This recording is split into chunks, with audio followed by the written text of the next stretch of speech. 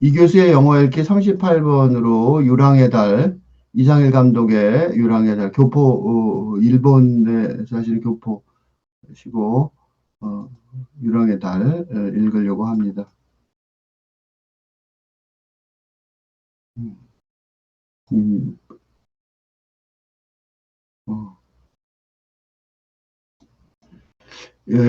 이 영화를 보고 나서 이 영화에 관해 뭔가를 쓸 것인지 말 것인지 여러 날 망설였어요.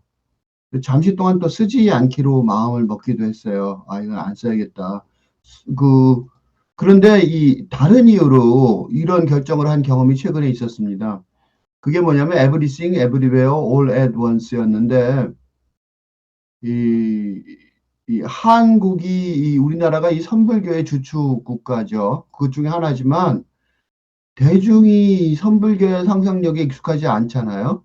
그러니까 이거를 대중적으로 설명할 것도 하나의 난관이고, 그다음에 서구 예술의 상상력이 동양 불교의 상상력하고 이렇게 난삽하게 연결돼 있는 그런 영화이기 때문에 이 삼중의 난관이 있었어요. 그래서 영화 자체를 설명하는 거 그 앞에 난관이 이렇게 많아서 이거를 극복할 자신이 없었는데 그래서 본격적으로 검토할 수가 없었는데 그렇다고 해서 내가 이런 연구를 안 한 게 아니고 유튜브 채널에 그 이교수의 조건문 학교에서 이교수의 현대 선시도 있고 그다음에 이교수의 격이 불교론도 있고 그다음에 이교수의 선불교와 마이스테카르트 이런 시리즈로 선불교 현대화 작업을 내가 지금 하고 있거든요.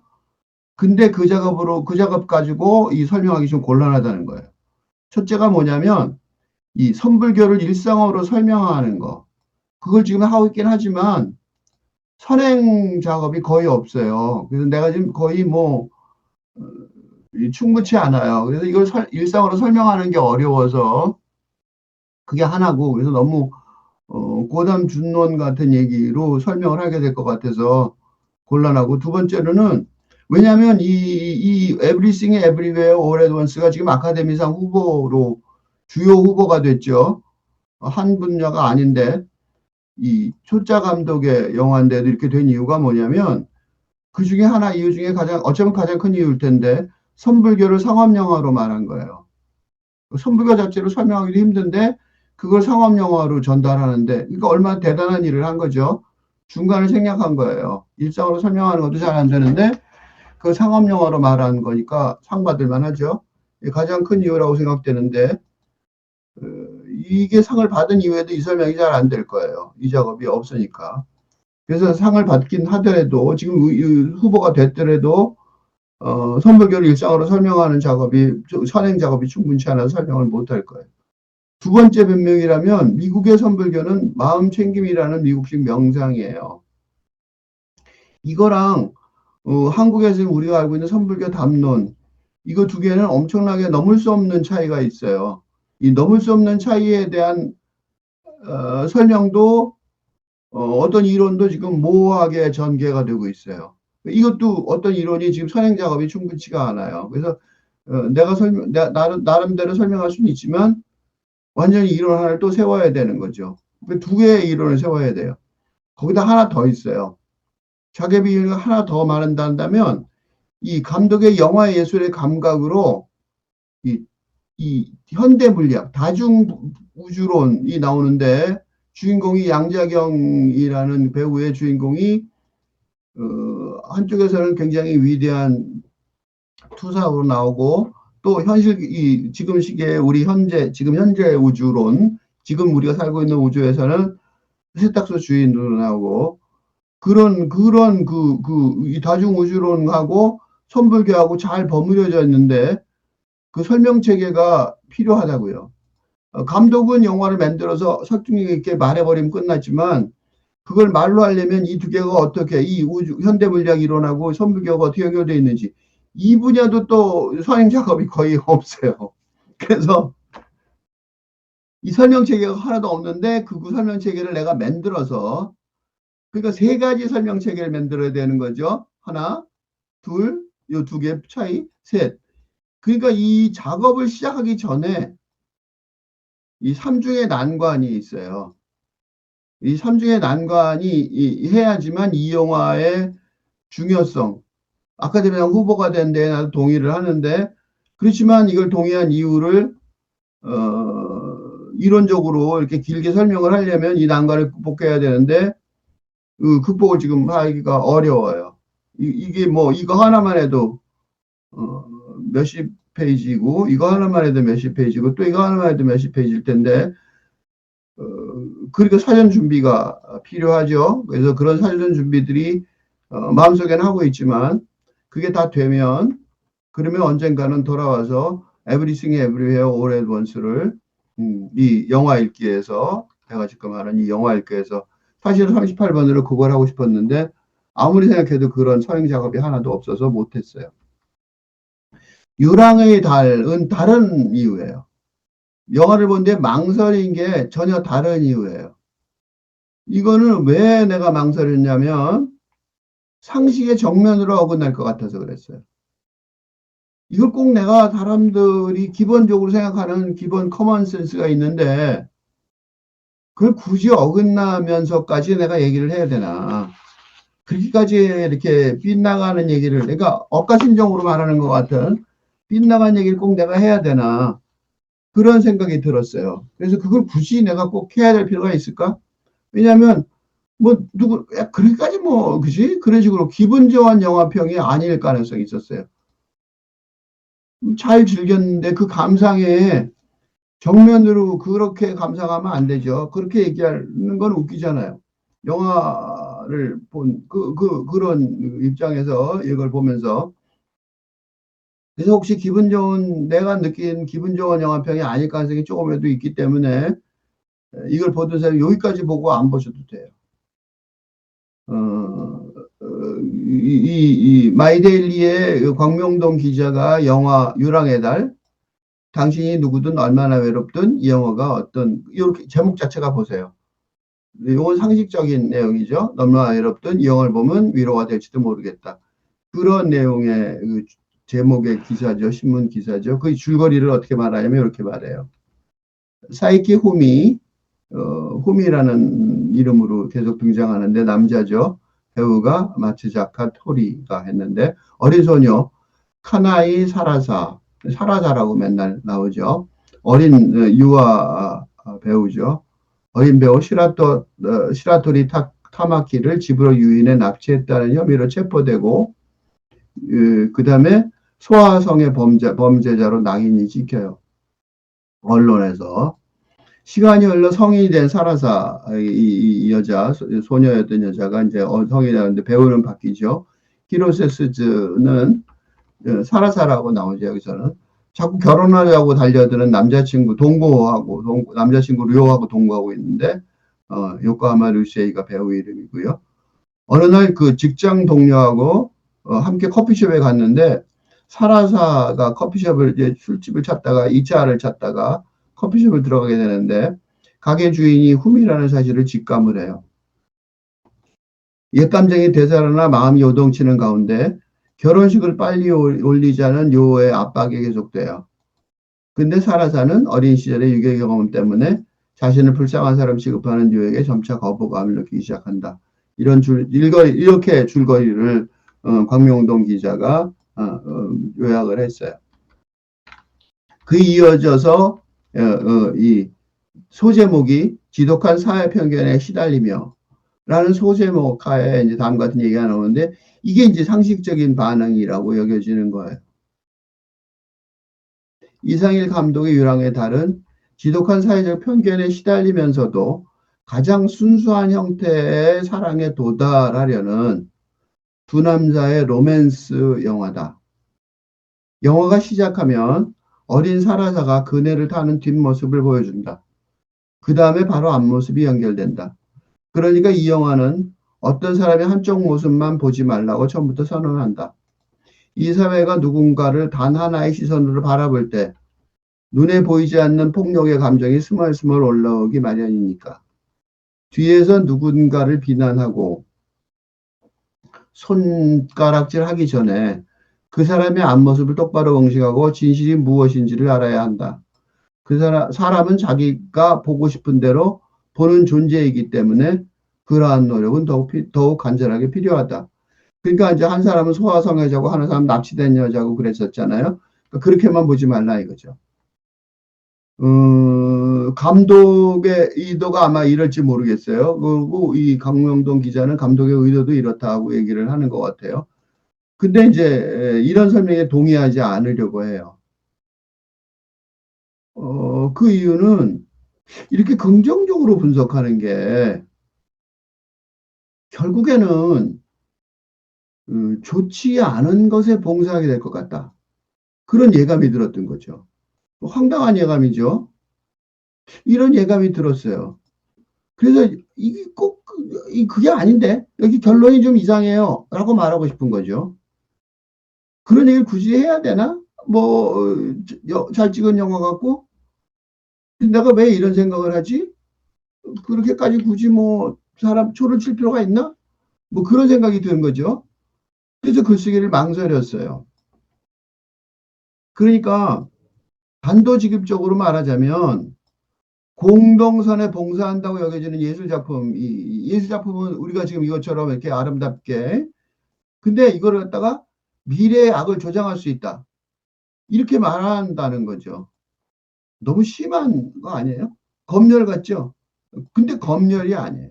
검열을 말하라는 게 아니라 검열해야 된다. 그런 게 아니란 말이죠. 왜냐하면 이 검열이라는 거는 선과 악에 관한 이분법적 규범을 따르는 현재의 도덕과 법률로 재단을 하는 게 검열이죠. 근데 지금 내가 말하는 거는 윤리와 도덕의 기준이 아직 자리 잡지 못한 미래에 얘기하는 거야. 미래. 지금 현재가 아니라 예술작품이 초래할 악의 창발 가능성을 말하는 거죠.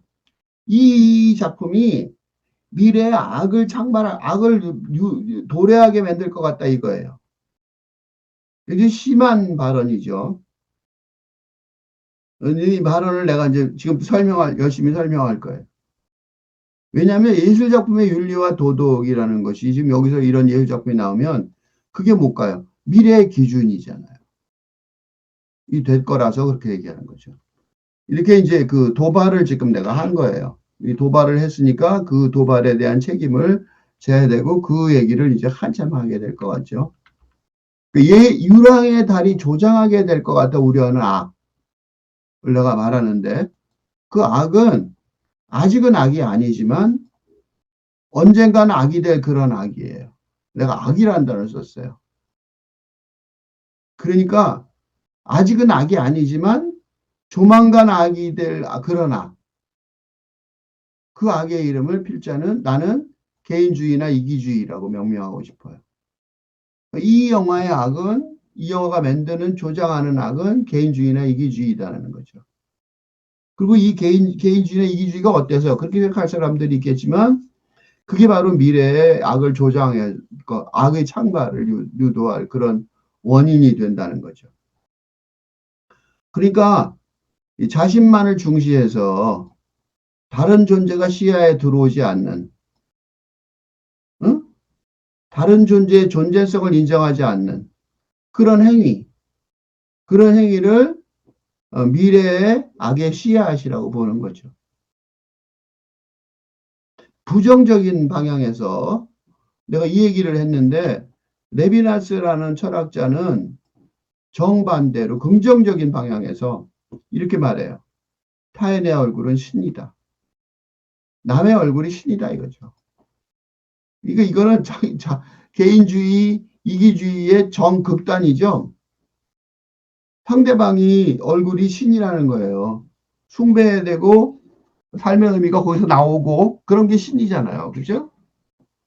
그러니까 개인주의나 이기주의의 극도로 반대되는 얘기가 레비너스가 말한 타인의 얼굴은 신이다라는 말이에요. 그러니까 낙은 완전 정반대 방향에서 말한 거로 볼 수 있는 거죠. 이런 얘기는 해야겠다라고 이거 얘기해야 돼라고 거꾸로 이제 마음을 딱 먹은 다음에 써야 한다고 마음을 먹었는데 이 어렵더라도 써야겠다. 이거 설득하기 참 어려운데 그렇지만 이걸 써야겠어 하고 마음을 먹었어요. 그런 다음에 우연히도 본격적으로 이제 이렇게까지 쓴 거죠.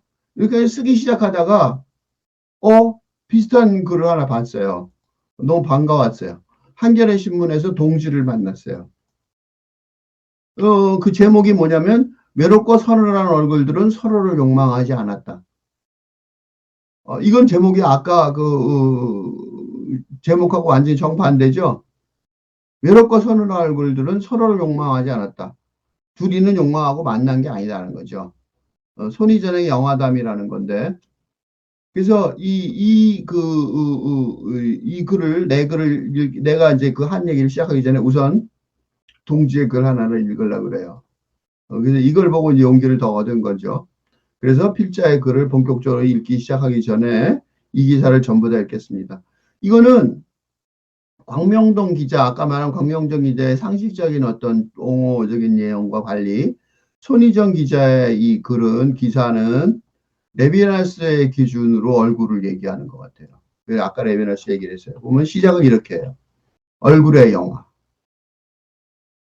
유랑의 달을 한마디로 설명하라면 이렇게 말하겠다.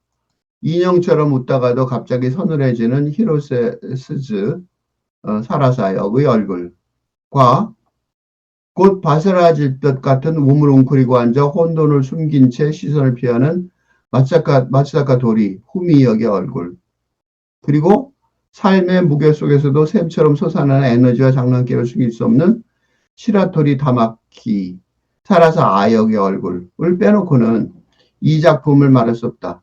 내가 이 영화를 사랑한다면 이 얼굴들 때문이다. 그러니까 이 손희정 기자는 그 얼굴들,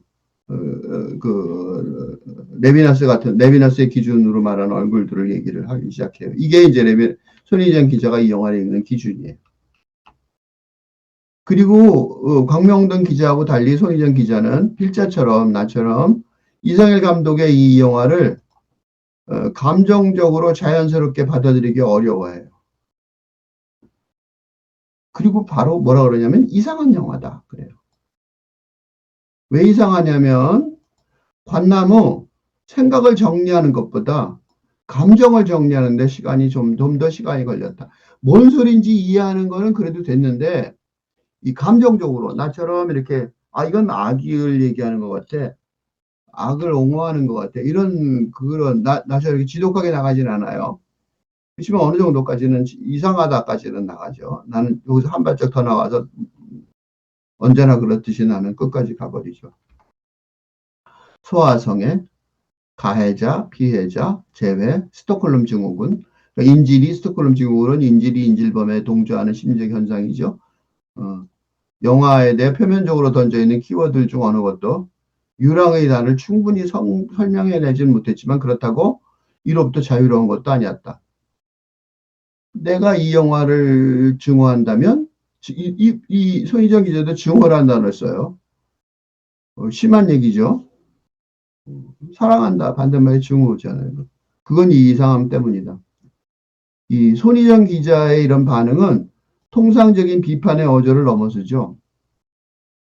필자가 조금 전에 그 공동선에 봉사한다고 여겨지는 예술 작품이 미래의 악을 조장할 수 있는 위험성이 있다. 라고 지적했듯이 이 영화를 증오할 수도 있다. 그런 선언을 해요. 뭔가 본 거죠. 비슷하게. 사라사 호미의 비밀. 사라사에게는 모두가 수군거리는 과거가 있다. 그건 15년 전 일본 열도를 뒤집어 놓았던 납치 사건. 당시 19살이었던 성애자 사에키 후미는 10살 사라사를 납치해 감금했다. 결국 사라사는 구출되고 떠들썩했던 세간의 관심은 이내 다른 사건으로 넘어갔다. 그래도 피해자 사라사의 신상만은 변태에게 온갖 일을 당한 불쌍한 여자라는 꼬리표와 함께 온라인 세계에 영원히 떠돌아다니고 있다. 그러나 사라사에게는 아무도 믿어주지 않는 비밀이 있다. 그가 불쌍한 여자가 아니라는 것. 애초에 위험하다는 걸 알면서 후미를 따라 나선 건 그 자신이었고 후미는 그에게 어떤 강압적인 요구도 하지 않았다. 오히려 밤마다 사촌 오빠의 성폭력에 시달려야 했던 사라사는 후미의 집으로 도망친 뒤에야 비로소 잠을 잘 수 있게 된다. 너무 그러니까 미안한 짓을 한 거죠. 어린 시절이지만. 후미를 잊기가 곤란하죠. 근데 후미가 아무 변명도 안 해요. 그 후미를 잊지 못하겠죠. 그 우연히 그와 재회하게 되고 커피숍을 하는 걸 알고 그의 곁을 맴돌죠. 일 없이 커피를 마시러 가요. 그전까지 커피를 안 마셨으면도. 엽기적 사건의 가해자 피해자라는 사실, 이거를 이제 그 삼류 주간지를 통해서 가십으로 소비가 되는데, 왜냐하면 사라자가 가서 그 후미 때 미안하니까 고백을 해요. 근데 가십이 된 거죠. 그 변태 후미는 다시 궁지에 몰려요. 사람들이 그 말을 안 믿고 그냥 또, 그리고 또 다른 비밀이 드러나는 거죠. 이번에는 후미의 비밀인데 이게 마지막에 나오는 건데, 그는 사실 어린 여자아이를 욕망하지 않는다. 후미를 수치심의 방으로 몰아넣은 거는 용인되지 않는 성적 욕망이 아니라 절대로 알리고 싶지 않은 신체의 비밀이었던 거죠. 성적으로 기능을 못해. 영화는 정상성의 규범에 따라 사람들에게 쉬이 낙인 찍히는 세계, 찍는 세계를 날카롭게 돌아보는 거죠. 성폭력으로 마음을 다친 사라사하고 비규범적 신체에 갇혀 마음을 닫아버린 후미. 둘이는 서로의 조각난 영혼을 알아봤을 뿐인 거죠. 서로 둘 다 코너에 몰린 어떤 동물, 조그만 작은 동물 같은 거니까. 그지만 세계는 그들을 변태 성욕자와 정신이 망가진 피해자로 볼 뿐이죠. 영화는 질문한다. 정상성이란 과연 무엇인가? 그에 따른 단죄는 온당한가? 그 당신은 과연 그 비정상성으로부터 자유로운가? 이런 질문을 하는 것 같단 말이죠. 여기까지가 영화가 꺼내는 질문 같아요. 아, 여기까지 뭐 그럴듯해요. 그죠? 윤리적으로 고귀하고 미학적으로 유리하죠. 근데 문제는 요 다음이에요. 이 영화를 보고 거기서 끝나는 사람도 있겠지만 과연 그러한가라고 질문하게 만드는 게 이 영화의 장점이에요. 단점이라고 얘기할 수는 없어요. 장점이라고 여겨져요. 손희정 기자의 반응도 바로 이 도덕과 윤리의 관점에서 비롯해요. 그것도 현재의 정상성. 이건 지금 조금 전에 얘기하는 거는 여기까지 저 결론은 상식적인 결론은 현재의 정상성 기준으로 말하는 거죠. 근데 유랑의 달이라는 게 예술 작품이죠. 예술 작품이 준비하는 미래의 정상성과 비정상성의 기준이 있을 거 아니에요. 그걸로 바탕으로 비판하기 시작해요. 그래서 그 필자하고 동조하는 거예요. 나도 비판하기 시작하거든요. 이제 좀 길지만 손희장이 어떻게 비판하는지 손희장 기자의 글을 끝까지 읽겠습니다. 영화는 동명소설의 소설을 원작으로 하죠. 베스트셀러라죠. 1인칭 주인공 시점으로 사라사와 후미의 성욕 없음을 분명히 묘사를 하는 게 소설이에요. 그 둘이는 성적으로 보면 안 된다는 게 소설인데 영화는 3인칭 시점의 카메라로 두 사람을 관찰해요. 두 사람은 지극히 말이 없으므로 그 내면을 설정하는 거는 결국 그들의 얼굴과 신체 이미지겠죠. 우리가 그러므로 관객은 대체로 그 이미지와 맥락상 주어진 정보들을 통해 상황을 해석해야 되는 거죠. 여기서 감독의 짓궂은 게임이 시작돼요. 무슨 짓궂은 게임이냐면 영화가 시작되면 카메라는 어린 사라사의 목덜미를 클로즈업해요. 틀어올린 사과머리에서 빠져나온 여러 가닥의 머리카락과 잔머리가 하얀 피부를 따라 흘러내리는데 그 목덜미 위에 빗방울이 떨어져요. 비가 오죠. 장소는 놀이터예요. 동네 놀이터 같은 데죠. 우산을 든 후미가 그 목덜미 앞에 나타나요. 납치의 순간이죠. 애가 비를 맞고 있으니까. 이 영화가 제시하는 이미지의 연결은 관객에게 해석의 가이드를 제시하게 되겠죠. 우리는 영화를 보면서 해석을 하려고 노력하니까요. 이를 통해 관객은 어린 소녀를 성적 욕망의 대상으로 바라보는 시선의 자리에 얽매이게 되는 거죠. 그러니까 이 긴장은 그런데 어린 사자사가 등장할 때마다 다양한 강도로 반복돼요. 이 순간부터 관객은 복잡한 질문의 미로의 회로 속에 갇히고 마는 거죠. 내가 어린 소녀를 그렇게 보는가, 그죠? 어린 소녀의 신체 주위로 형성되는 이 선적 긴장감을 어떻게 해석해야 하나? 내가 그럼 지금 그런 후미가 보는 것처럼 소아 성애자하고 동일시하고 있나? 이렇게 관객이 질문하게 만들고 있어요. 혹은 호미를 핑계 삼는 카메라의 시선에 내가 연동되어 있는 거 아닌가? 나도 똑같이 생각하는 거 아닌가? 어린 소녀의 섹슈얼리티는 제한할 수 없는가? 뭐 어쩌고. 스크린 속 대상의 마법적 힘은 에로티즘과 분리될 수 있다. 이건 모든 건 나만의 불온한 질문인가?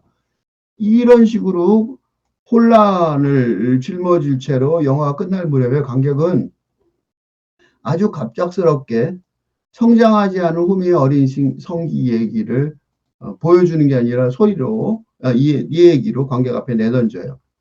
고통의 근원은 이 작은 뿌리였던 거죠. 관객은 허를 찔리고 말았어요. 후미는 어린 사라사를 욕망하지 않았던 거죠. 그렇다면 관객이 느끼려고 노력했던 그거는 누구의 것이냐고, 그 쾌락은. 하지만 이거는 부당한 손가락질 아니겠어요? 영화에 스며들어 있던 성적 긴장이 조금이라도 있었다면 그건 후미의 것이 아니었다고 해도 그건 영화가 기꺼이 가지고 놀기로 마음먹어 구성해낸 긴장이잖아요. 관객이 어떻게 됐어요? 아주 잘 짜여진 덫에 빠진 거죠. 관객을 함정에 빠뜨린 감독이라고 제목을 잡았어요. 그래서 유랑의 달이 이상했어요. 이 가련한 남자는 소아성애자가 아니었던 거죠. 그리고 그렇게 영화는 흠이와 함께 여리 소녀를 성적으로 대상화했던 혐에서 벗어나요. 그 마지막에 경찰한테 진짜 잡혀가요. 근데 풀려나요. 당연히 풀려나겠죠. 말도 안 되는 혐의니까. 케찹 장면에서 원작에 존재하는 그러니까 어린 사라자가 먹다가 케찹이 입술에 묻어 있으니까 호미가 닦아주는 손가락을 닦아준 장면이 있는데 그걸 아주 묘하게 찍어요. 근데 원작에는 뭐라고 써 있냐면 그런 장면에서도 어린 소녀에게 성적 욕망은 자라나지 않았다라는 내레이션이 있어요. 원작에 있다고 그러는데 그걸 누락해 버림으로써 결말을 모호하게 열어놔요. 아주 클로즈업에서 강조하거든요. 영화는 사라사가 사촌 오빠와 연인 유에게 당하는 잔혹한 폭력들을 굉장히 강조를 해요. 그래서 여성적인 관점에서 그러니까 누구를 욕망하는가가 아니라 치매와 폭력과 존엄의 강탈의 문제라고 그런 식으로 얘기를 해요. 페미니즘적 관점이죠. 근데 이 문제를 다루고 싶다면 좀 더 용감했어야 되지 않을까 이거죠. 관객들로 하여금 너도 그렇게 느끼지 않냐? 이렇게 얘기하는 게 아니라 그거는 관객들만 함정에 빠뜨리는 거죠. 영리하지만 고약한 짓이었던 거죠. 그뿐 아니라 감독의 이런 선택으로 원작이 묘사하고 있는 사라사와 호미의 무성애적 동반자 관계는 영화 속에서 지워지고 만다는 점을 곱씹게 되는 거죠. 여전히 나는 이 영화에 대한 사랑과 증오 사이에서 헤매고 있어요. 그러니까 왜 나를 그렇게 했지? 하고 증오하게 되는 거죠.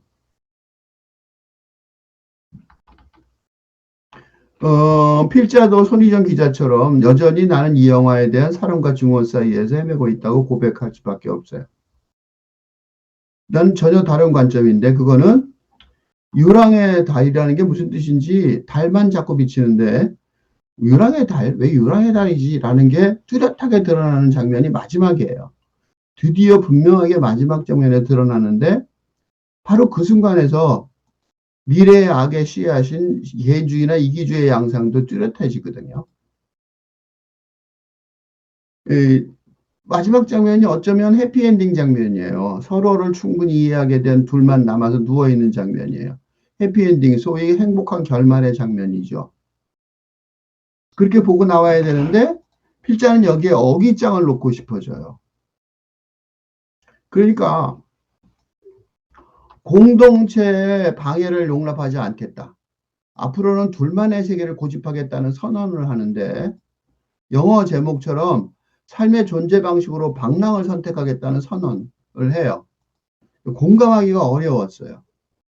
그게 문제예요. 왜냐? 개인주의나 이기주의 방식으로만 공동체 내에서 존재하겠다는 선언이라서 그래요. 우선 이 한 사람, 개인이 아닌 사라사와 후미는 커플이죠. 근데 개인주의적이라고 말하고 있죠. 지금 내가 그 비난하고 있는데 형용 모순이죠. 형용 모순은 뭐냐면 둥근 삼각형이나 유리재의 철기. 이건 뭐야? 형용하는 말, 둥근하고 형용받는 말, 사각형. 모순되는 말이죠. 그래서 형용하는 말이 형용하는 말과 모순되는 경우에 형용 모순이라고 그러는데 이 사라사와 내가 그 후미가 커플이 개인이 아닌데 개인주의적이라고 말하잖아요. 그러니까 이것도 형용 모순이죠. 그런데 사랑 이기주의 이것도 형용 모순 아니에요? 사랑 이기주의 이것도 또 하나의 형용 모순이란 말이죠. 사랑 이기주의가 적극적이고 노골적인 거죠. 근데 이거는 사랑 이기주의는 아니에요. 이거보다는 정도가 심하지 않은 단계를 위한 용어로 사랑 개인주의를 내가 좀 만들어낸 거예요. 조어를 한 거죠. 그러니까 이 커플이 최종적으로 그래 우리는 이렇게 피해를 보니까 최종적으로 유랑선언을 하는데 이기주의적이라고 말하기는 좀 곤란해요. 뭐 살기 위해서 그런다 그렇게 말할 수 있으니까. 그러니까 그렇지만 그럼에도 이거 미래에 싹의 씨앗이 될 개인주의의 위험을 감지해야 했기 때문에 개인주의라고 말하면서 비판을 할 수는 있겠다. 악착같이 비판을 하는 거죠. 왜 이렇게 악착같이 비판을 할까요? 그건 이런 거랑 비슷해요. 그 설명을 좀 길게 해야 될 텐데 사랑 이기주의나 사랑 개인주의라는 개념상은 이렇게 설명하면 설명이 어렵지만 사실은 이런 게 있어요. 근데 민족주의의 위험성을 논할 때 맹목적 애국심 있죠. 쇼비니즘과 애국심, 내셔널리즘. 이건 두 개 구별하죠. 그래서 내셔널리즘은 좋은 건데 애국심은 안 좋은 거다. 심하다. 이렇게 얘기하죠. 이게 둘이 가족 유사성을 가진 개념상이에요. 그러니까 논리적으로 딱 맞지는 않지만 가족 유사성이라고 그러죠. 이런 걸 보고.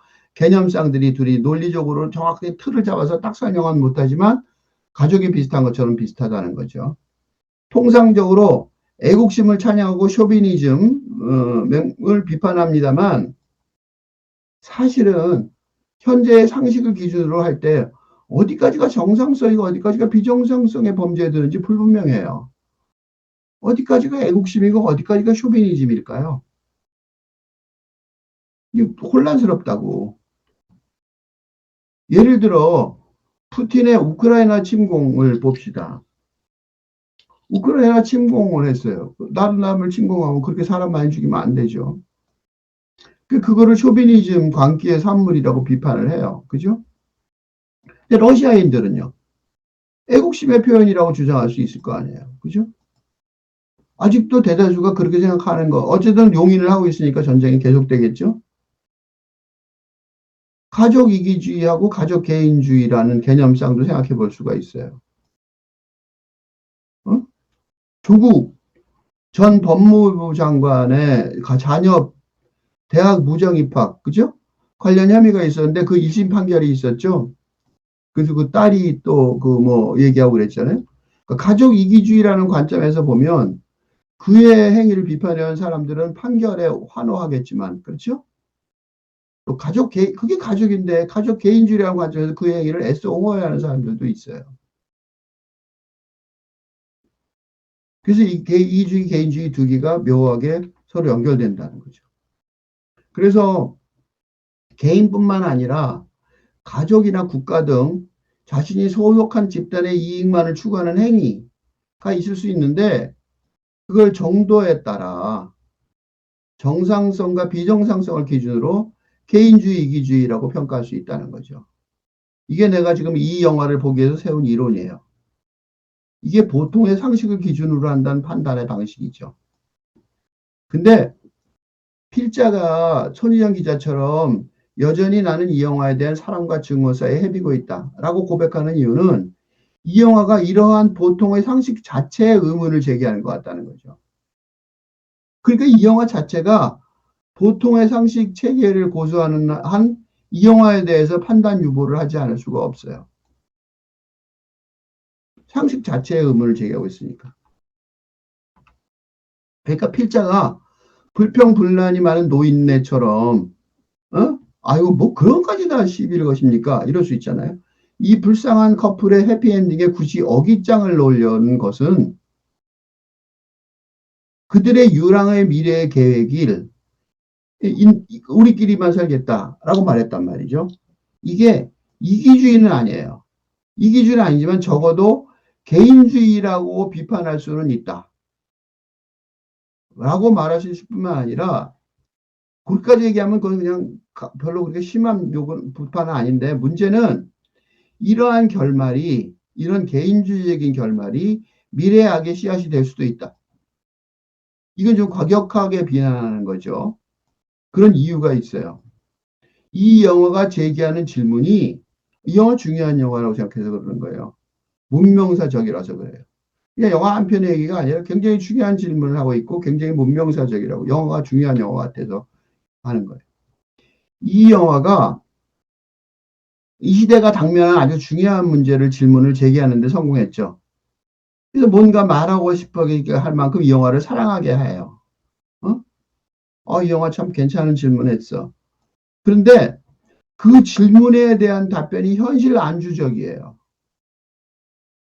그러니까 답변이 상식을 벗어나지 않아요. 이 상식을 벗어나지 않는 것 자체가 죄예요. 이게 죄라는 거죠. 그래서 미래로 가는 길을 어긋나게 할 가능성이 있다는 거예요. 요게 비판하는 가장 큰 이유예요. 필자용어로 말하자면 이게 미래의 씨앗을 배태하고 있다는 거예요. 그래서 증오하게 하는 거예요. 이 좋은 재능을 가지고 여기까지만 하느냐? 왜 여기까지만 했느냐? 이런 거예요. 예를 들면 푸틴의 우크라이나 침공에 제수를 동원해 갖고 총알바지로 소모하고 있다고 그러죠. 총알바지로 소모가 끝났으니까 이제 전 군을 동원해서 다시 싸우는 것 같아요. 어차피 죽을 건데 목숨 제수들이 왜 총알바지로 좀비처럼 싸우냐고요. 그게 뭐냐면 가족 이기주의나 개인주의를 이용하는 거죠. 좀비처럼 싸우게 만드는 민족 이기주의나 민족 개인주의의 섬뜩한 의미를 느끼게 하는 거죠. 그런데 이 푸틴의 행태를 윤리나 도덕과 법률의 붕괴가 아니라 전술로 보도하는 언론의 태도도 또 한 번 놀라운 거죠. 지금까지 개인주의나 그보다 정도가 심인 이기주의라는 척도에 관해 논했지만 문제의 핵심은 그게 아니라 사랑이나 가족이나 민족이란 근대의 개념 자체가 타락한 상황이라서 그런 거죠. 그러니까 푸틴의 전쟁 행위가 그렇게 말하면 푸틴은 나쁜 사람 같지만 사실은 미국이나 한국 등 정치계에서 벌어지는 필터 버블 현상하고 별로 다르지 않은 것 같다는 거예요. 필터 버블이 뭐냐면 인터넷 알고리즘에 의하여 자신의 관심사에 맞게 제공되는 정보에만 의존해 사용자가 그거 거품에 갇히는 거예요. 그러죠. 뭐 무슨 뭐 정치가들 지원하는데 맹목적으로 지원한 걸고 빠라고 부르죠. 여당과 야당 다 있죠. 이 피터 버블 현상으로 인하여 미국에서도 트럼프 지지자들이 분명히 선거에서 대통령이 바뀌었잖아요. 근데 그런 민주적 선거 결과에도 불구하고 의회 폭력적으로 나입을 했는데 그걸 부인할 뿐만 아니라 그것도 지금까지도 부인하고 선거 결과도 인정하지 않고 있다고요. 조국에 관한 여론의 대립 사례도 예를 들었지만 한국의 정치계에도 어때요? 여야를 막론하고 필터 버블이란 정치적 여론몰이가 주요 도구죠. 그거 필터 버블이 주요 도구예요. 전쟁이란 그래갖고 뭐 계속 빠 얘기가 나오죠. 누구 안 지지하면 뭐 완전히 죽일 놈이 되는 거죠. 누구든 간에. 이 전쟁이란 집단 살해 행위의 상황이 되면 적과 아군의 이분법적 대립 논리에 봉사하여 어떤 행위를 용납하는 거죠. 그게 이제 푸틴의 제수동원 전략이죠. 이거를 윤리와 도덕과 법률의 근대적인 관점에서 비판하기는 어려워요. 근데 개념 자체가 문제가 되는 거니까요. 그러니까 뭐냐면 필자가 사랑 이기주의라는 뚜렷한 비난의 용어를 넘어서서 사랑 개인주의라는 다른 모호한 개념을 동원한 이유가 있는 게 이기주의는 완전히 비판해야 증오해야 되지만 이 영화를 사랑하면서 증오하기 때문이에요. 두 개 다 있어서 그래요. 그러니까 이 영화는 개인이나 가족이나 국가의 사랑이 기존의 뚜렷한 이분법을 넘어서서, 그죠? 사랑 이기주의에 빠지기 쉬운 그런 정상적인 차원을 넘어선 거죠. 비정상성을 포함하는 사랑의 확대를 말하는 거죠. 소아성애자 어쩌고 그런 것들, 그죠? 사랑의 확대. 그러니까 그러한 과정에서 사랑을 확대하는 과정 속에서 가족이나 국가의 범주를 넓히며 미래를 대비하는 길로 나아가고 있는 건 맞죠. 방향성은 좋아요. 그래서 당연히 이 영화를 사랑하지 않을 수가 없는 거죠. 사랑의 범주가 넓어지고 아주 예술 영화로는 딱 좋아요. 근데 증오하기 시작할 수밖에 없어요. 왜 그러냐면 그 개인이나 가족이나 국가라는 근대의 그 기존의 근대의 한계를 초월하려는 노력이 시작이 됐는데 그거를 윤리와 도덕과 정치의 법률의 변화를 초래할 행위가 이루어져야 되잖아요. 그러면 그게 아니라 제스처에 그치고 말거든요. 바뀌려고 시작할 척 하면서 바뀌지 않고 제스처만 한단 말이죠. 근데 더 문제가 뭐냐? 그게 제스처가 아니고 관객이 그걸로 미래의 삶을 위한 해결책으로 받아들일 수 있을 만큼 이 영화가 잘 만들어져 있어요. 영화가 너무 잘 만들어져 있어서 제스처가 아니라 아 이게 해결책이구나 이렇게 생각할 수 있단 말이죠. 이게 문제라는 거예요. 기존의 근대적인 개인이나 가족이나 국가의 틀을 벗어나려면 개인이나 소속 집단의 개인주의적인 틀을 부수고 벗어나는 혁명적 전환이 요구되는데 그거를 그 엄연한 사실을 알고 있는 것 같으면서도 모르는 척하는 것 같다는 거예요. 아, 그러면 안 되지. 왜 알면서 모른 척하지? 이렇게 되는 거예요. 그래서 이기주의가 아니라 개인주의일 뿐인데도 필자가 미래의 악의 씨앗이 될 것 같다. 오해를 시킨다. 그런 거죠. 그러니까 적과 아군의 이분법적 대립구도는 그렇게 되면 적과 아군의 이분법 대립구도가 되면 상대가 누구든 그지? 그게 자기보다 힘센 집단이도 파괴해버려야 되는 거죠. 그런 전략과 전술. 그게 근대 인식 체계의 속에서는 당연히 논리적이고 합리적인 결론이 되는 거죠. 이런 담론에 기반하니까 푸틴의 우크라이나 침공은 지배 세력의 피지배 세력, 큰 세력이 작은 세력을 공격하는 거죠. 그렇지만 그거 아니고 중동 지역에서 빈발하는 소수 피해자들의 테러리즘. 그것도 똑같이 비판을 받아야 되는 이유가 여기에 있는 거예요. 물론 공격도 이렇게 힘센 놈이 약한 놈을 공격하는 것도 당연히 비판해야 되겠지만 테러리즘도 비판하는 이유가 여기에 있는 거죠. 이런 결론에 다다르니까 이 영화에 관한 필자의 의견을 써야 될지 말아야 될지 망설이지 않을 수가 없어요.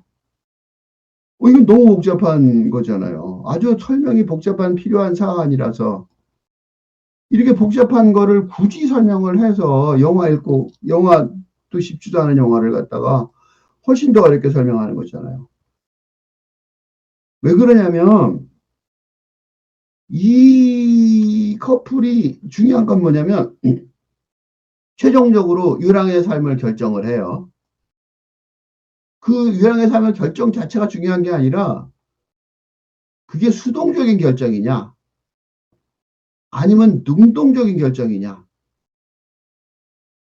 이 어조, 이 뉘앙스 이게 중요한 차이거든요. 어조나 뉘앙스의 차이 때문에 유랑하는 거에 대해서만 얘기하는 게 아니라 이걸 능동적으로 얘기해, 수동적으로 얘기해. 그 차이 때문에 이 영화의 평가가 정반대되는 의견이 도출되는 아주 미묘한 상황이라는 거죠. 유랑하는 건 오케이. 그걸 수동적으로 결정했냐, 능동적이냐, 어조가 뉘앙스가 그러냐. 근데 이 영화를 어떻게 평가할 때 완전히 반대로 사랑과 증오로 얼마나 반대예요. 그죠? 광명동 기자, 아까 맨 처음에 인용한 기자, 상식의 선에서 설명해 주는 기자 있죠. 이상일 감독도 그렇게 이 강명동 기자랑 비슷하게 설명을 해요. 이상일 감독의 설명을 강명동 기자가 인정을 해서 그런지 유랑의 삶이 어쩔 수 없이 선택한 상황이다 라고 말을 해요. 그래서 어떻게 인용을 하냐면 이상일 감독은 2007년 훌라걸스 이 감독의 첫 번째 영화였나 봐요. 못 봤어요. 내한 인터뷰 당시 작은 인간이 시대 흐름에 휩쓸리는 이야기라는 점에서 내 영화의 일관된 주제와 통한다. 어쩔 수 없이 선택했다 이거죠. 그러니까 시대의 흐름에 휩쓸리지만 정체성을 놓지 않는 사람들을 소중히 뿜는다. 너는 너만의 것이 아무도 마음대로 하게 두지 마라는 대사의 핵심 대사죠. 후미가 사라자한테 해주는 아주 중요한 대사예요. 유랑의 삶으로 떨밀리는 인물이 꼭 붙잡고 의지해야 될 삶의 모토 같은 말을 해주죠. 어딘지 모르는 곳으로 흘러가는 삶을 살아야 하는 사람, 그죠? 후미가 그렇죠. 그럴 때 그걸 손잡아주고 그 촉감의 힘으로 평생을 살아가게 만들었던 거죠. 우미가 사라사의 촉감으로. 그러니까 고통받고 괴로워하는 사람이 구원받은 모습을 보고 싶었다고 말했는데 과연 그렇다. 굉장히 긍정적으로 설명하는 거죠. 이 경우에 이 영화는 그렇게 보면 주류 세력의 윤리와 도덕의 관점에 따라 지배 세력인 근대 공동체가 공개적으로 억압하는 타자 집단의 피해 현실을 이 사람은 고통당하는데 그거를 보고하는 리포트가 되는 거죠. 그러나 여기서 이제 의견이 달라져요. 이 마지막 선언, 나랑 같이 있으면 어디론가 흘러가면 그만이야. 유랑의 달처럼. 라고 수미가 선언을 해요. 사라사가 선언을 하는데 이 선언에 후미가 그냥 암소리 안 하고 동의하는 것 같아요. 그러니까 공동체의 삶을 거부하고 배척하며 유랑하는 달처럼 살아가겠다고 중요한 말이 이거예요. 능동적으로 선택하였다는 거예요. 이 선언이 그렇다는 거죠. 물론 공동체의 무지로 인해 억울한 추방의 상황이 발생했죠. 그렇지만 필자가 주목하는 부분은 이 영화의 주인공인 사라사 후미가 자발적으로 요게 중요한 말이 자발적으로예요. 공동체 속의 삶을 거부하겠다는 자세예요. 이게 다큐멘터리가 아니라고 리포트가 아니란 말이죠. 이 영화는 극영화라 드라마란 말이에요. 드라마. 등장인물이 등장하는 거죠. 사라사와 후미의 선택은 다큐멘터리 영화처럼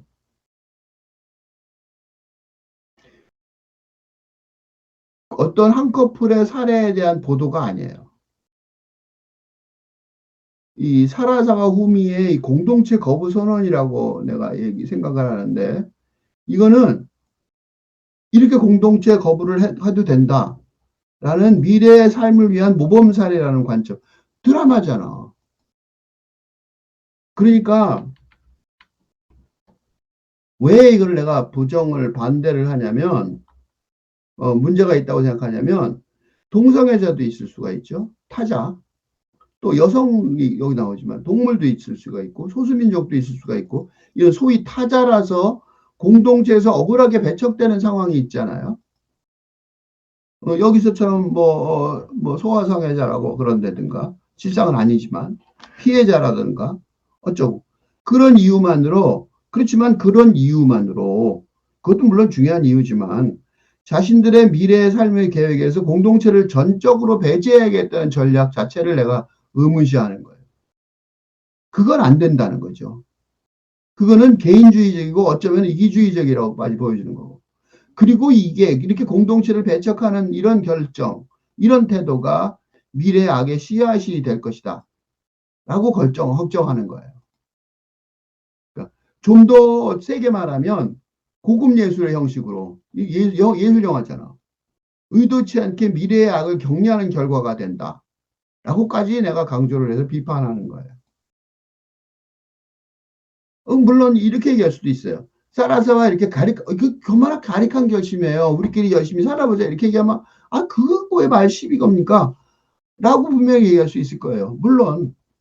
근데 그걸 갖다가 개인주의, 그리고 어떻게 보면 더 나가서 이기주의라고까지 말하는 것 같죠?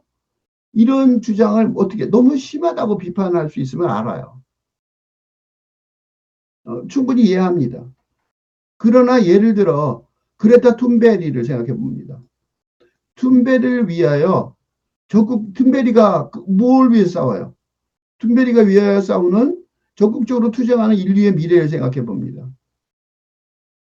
툰베리가 두려워하는 기후 재앙의 원인은 뭐냐면 인간종이, 인간이라는 종 자체가 자기가 자연 속에 있으면서도 자연 그 자체를 비롯한 다른 존재, 자연 앞에 인간과 다를 바 없는 권리를 가진 것으로 여겨지는 다른 종의 존재성, 그거를 인정하고 인식하지 못하는 데서 생기는 거잖아요. 인간이 쭈뿔나게 다르지 않다 이거지. 다른 종의 존재성을 인정하지 못하니까 벌어지는 일이에요. 우리끼리만 살자 이거잖아요. 이게 지금만 그런 게 아니에요. 법 앞에서 모든 인간이 다른 인간과 다를 바 없는 존재의 권리를 가진 것, 그걸 인정함으로써 무슨 일이 벌어졌어요? 지금 우리가 살고 있는 근대 시대가 시작됐잖아요. 본격적으로 시작된 그 이유죠. 그러니까 근대 이전에는, 중세 시대에는, 전근대 중세 시대에는 모든 인간이 동등한 권리를 가질 수 없었죠. 왕을 비롯한 특수계층에게만 존재의 권리가 고귀한 권리가 부여되어 있었죠. 그런 권리의 범위가 인간 전체로 확대된 것이 바로 근대 시대로 전환하는 혁명의 원리였잖아요. 이제 그러니까 여성, 성소수자, 유색인종, 동물이나 자연 등 근대 시대 동안 소외되어 왔던 타자, 여기도 소위 근대 인간과 같은 가치의 권리가 부여되길 바라는 새로운 탈근대 시대가 왔다는 거예요. 이러한 시대의 흐름에 역행하는 게 뭐냐? 탈근대 시대의 악의 모습이라는 거죠. 지금은 악이 아니지만 탈근대 시대의 악의 모습이라는 거예요. 그 악의 모습은 뭐냐? 정확하게 말하면 다른 존재의 존재성을 부인하는 모습이라는 거죠.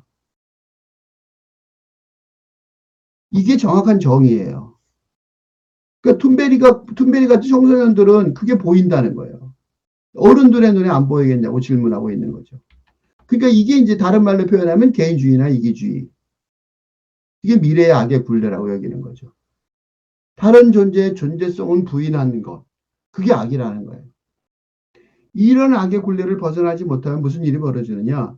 기후재앙이 일어나든 핵전쟁이든 뭐든 간에 인류 스스로가 멸절하게 될 게 분명하거든요. 이걸 다시 말하면 인류의 자아중심주의라고 말할 수 있는 거고, 그죠?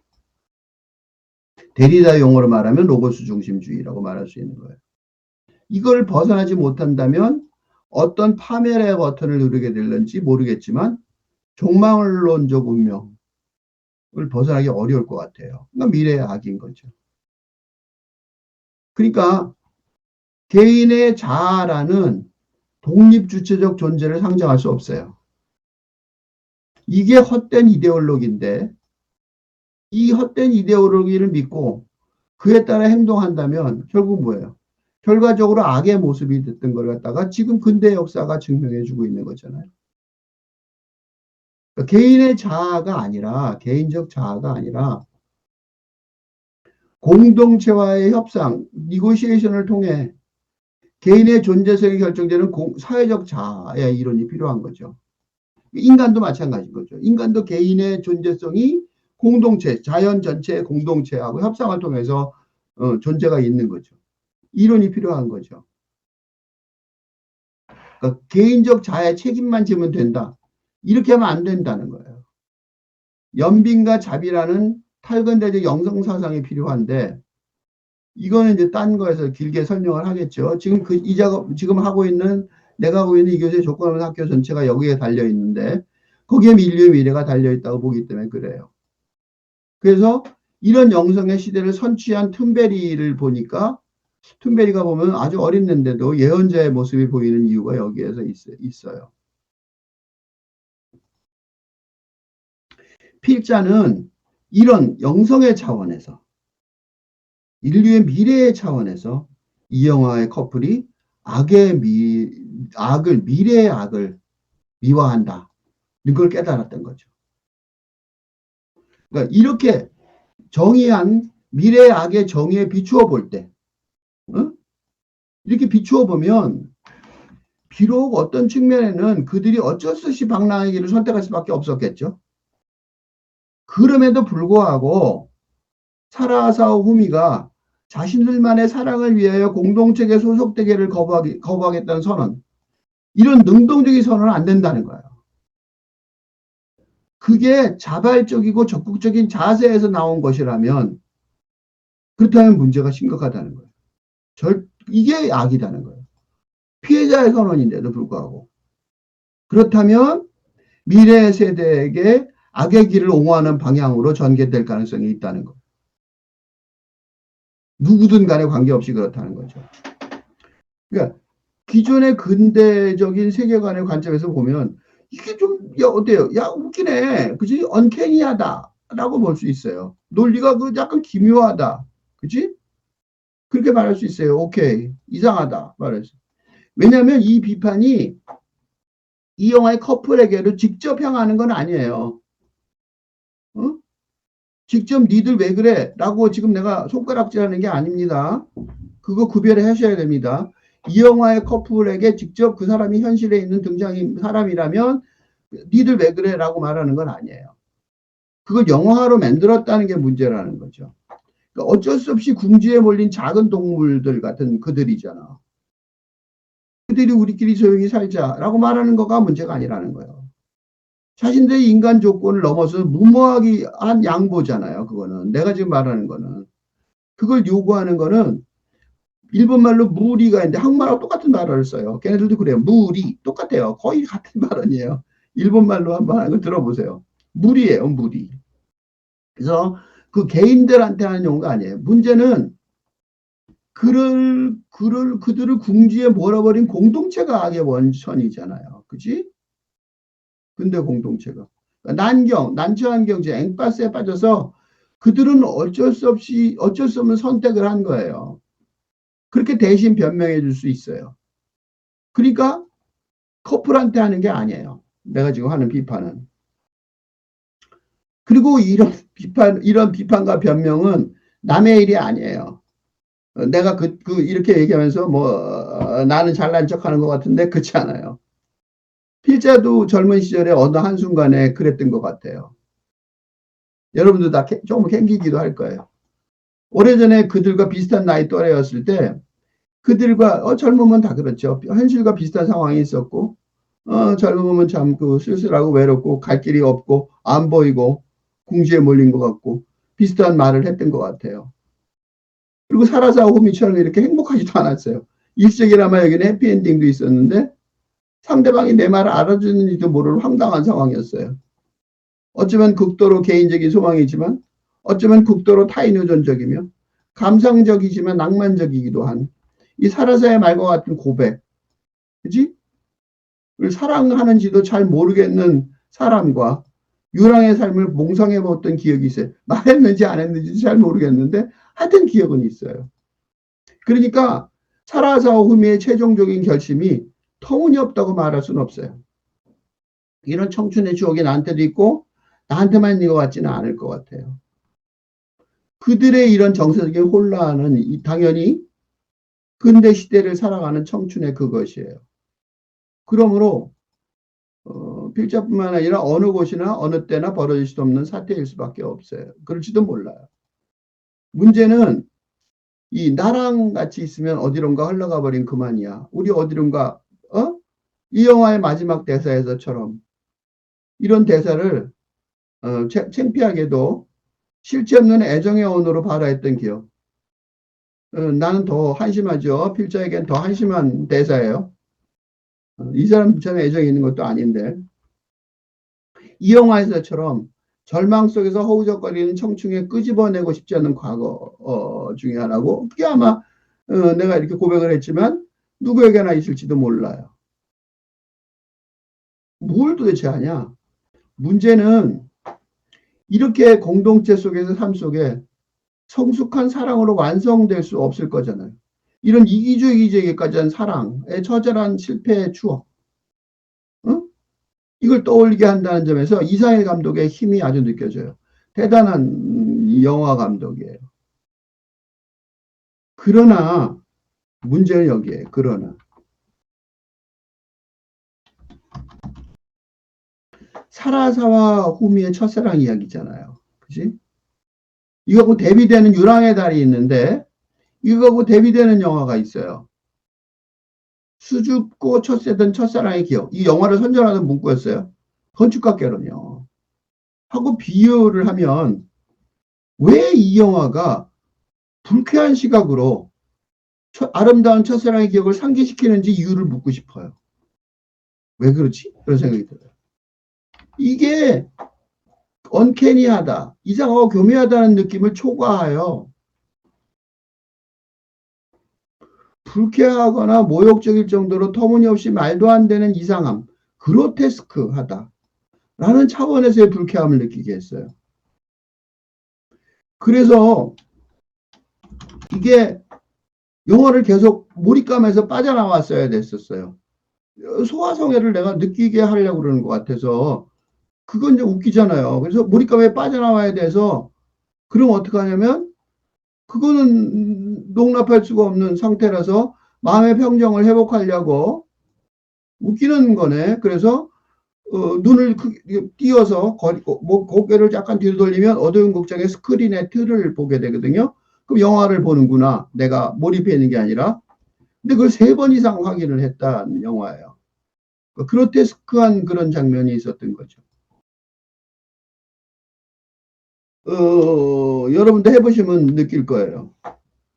고개를 잠깐 보다가 고개를 잠깐 뒤로 하면 스크린이 보이고 아 내가 지금 이거는 영화를 몰입감에서 빠져나올 수가 있죠. 이 주류 사회에 어울리지 않는 탈건대적 현상이 있는데 근데 대중이 언캐니하다고 느끼겠죠. 기묘하네 묘하네 이렇게 느낄 수는 있어요. 이게 보통의 감정이에요. 그런데 공동체의 소속 가능성 자체를 부인하거나 거부하는 부정적인 반응이 나타나는 경우는 드물어요. 그러니까 섹스피어 맥베스가 생각이 났어요. 유학을 갔는데 튜토리얼, 그러니까 몇 명이서 호수가 모여서 하는 강의실이 있었는데 보통은 예술 작품을 보면 판단 중지의 상태에서 감정이입을 하잖아요. 근데 맥베스에게 공감할 수 있느냐는 질문을 교수가 한 적이 있어요. 그래 내가 긍정적으로 대답했다가 분위기가 쌓여졌는데 맥베스에서 느꼈던 것처럼 사라사의 달, 유랑의 달에서도 거기에 정성적인 느낀 사람들이 있어요. 사라사고 후미보다 후미의 사랑을 갈구하다가 자신의 낭만적 사랑의 감정만 이용당한 간호사 애인이 나와요. 애인이 헤어지면서 후미한테 왜 그러면 나한테 그랬냐라고 물어봐요. 자기 감정을 자기가 낭만적으로 사랑할 수 있는지 이용했다라고 대답을 해요. 후미가. 그리고 또 하나는 이 후미의 커피숍에 소화성애자라는 비난 그래피티가 있는데 그거를 아무 생각 없이 청소년들이 욕을 해요. 사정을 모르니까. 근데 걔네들한테 더 자연스럽게 감정이입이 됐던 거거든요. 왜 그럴까? 이것도 좀 이상했어요. 이 사람들은 엑스트라인데 어떻게 보면 엑스트라한테 감정이입이 더 잘 되더라고요. 그 그로테스크가 그런 거예요. 눈과 입과 코와 입이 제자리에 있지 않은 얼굴 있죠? 이게 제자리에 있지 않은 삶을 목격한 그로테스크한 느낌. 그 느낌을 즉시 느낄 수 있는 좀비의 기괴한 얼굴 모양이 있잖아요. 그거하고 달리 유랑의 달에서는 그로테스크한 삶의 양상이 있었는데 이게 그렇다는 사실을 대표적인 감정으로 자리 잡는 데 시간이 걸렸어요. 지금까지 길게 얘기했죠. 이렇게 길게 걸렸어요.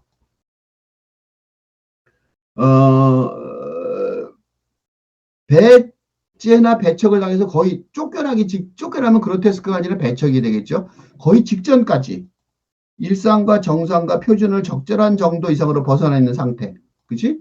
그 정도로 지독하게 벗어나 있는 상태에 대한 상식적 감정의 즉각적 반응이 그게 바로 그로테스크라고 말할 수 있겠죠.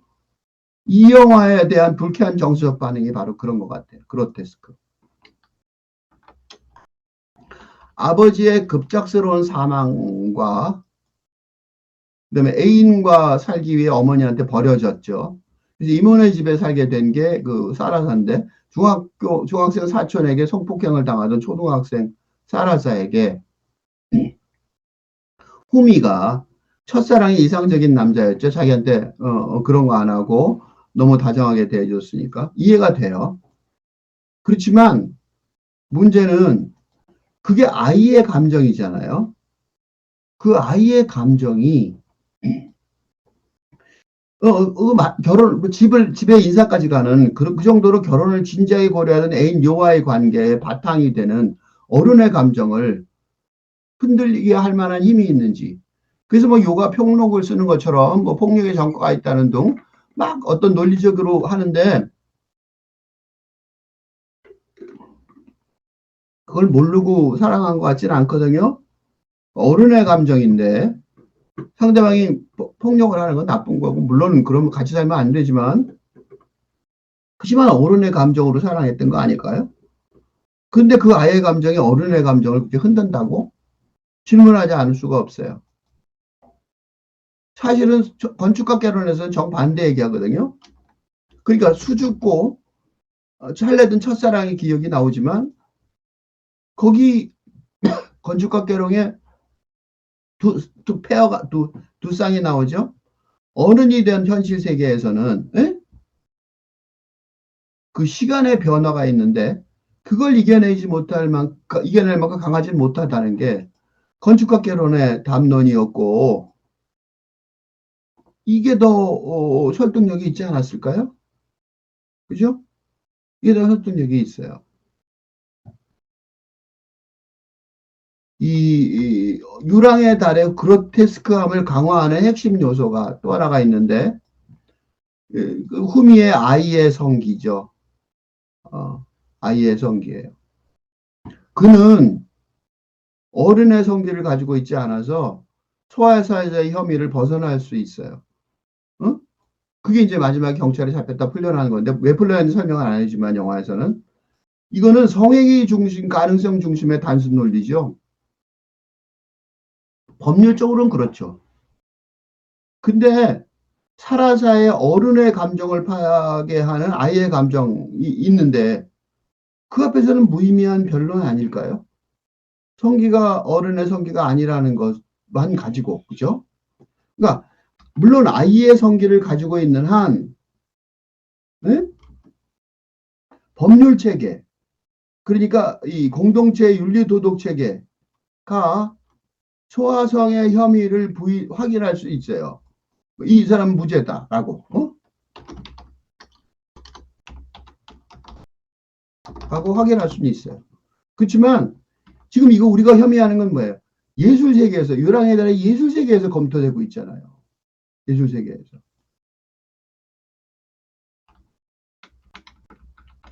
마지막 장면에서 성행위는 안 하겠죠, 둘이는. 그냥 같이 누워있는 장면이에요. 마지막 장면은 이 장면에서 나랑 같이 있으면 어디론가 흘러가면 그만이야 라는 사라사의 마지막 발화나 그에 동의하는 후미의 모습이 사라사의 아이의 감정이 후미의 아이의 성기와 어울린다는 주장인 거 아닙니까? 그러니까 그로테스크하지 않아요?